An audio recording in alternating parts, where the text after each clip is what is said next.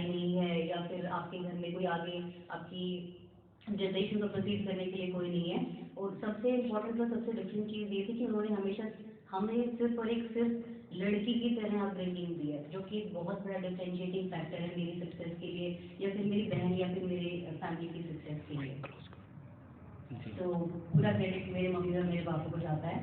और मैं अभी जो काम कर रही हूँ वो मैं क्लाउड इंजीनियर की तरह काम कर रही हूँ। ओरेकल एक IT कंपनी है मलेशिया में और मुझे वहाँ पे 4 साल हो गया।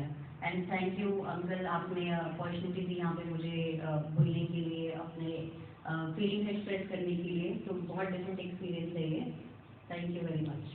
बहुत बहुत धन्यवाद बेटी, बहुत ही बहुत बधाई है। हमें तो जब पता लगा हम बहुत भावुक हुए थे।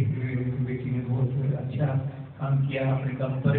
बाबा साहब के संविधान की बदौलत ये गई, इनके माता पिता ने इनको उसमें सहभागिता दिखाई और बहुत ही साधुवाद के पात्र है आपके माता पिता और बेटी।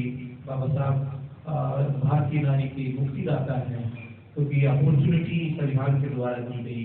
नहीं तो हमारे जो आपके पापा है वो भी कुछ नहीं धंधे करते। संविधान के द्वारा हमको अवसर मिले।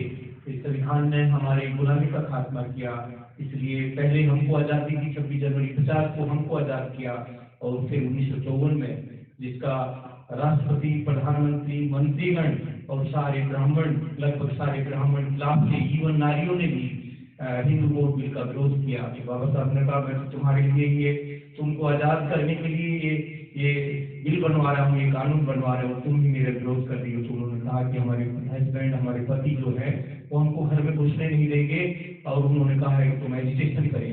तो बाबा साहब डॉक्टर अम्बेडकर ने 1951 में भारत की नारी को आज़ाद कराने के लिए अपने कानून मंत्री पद से त्याग पत्र देना पड़ा और 3 साल संघर्ष के बाद 1954 में आप लोगों को आज़ादी दी।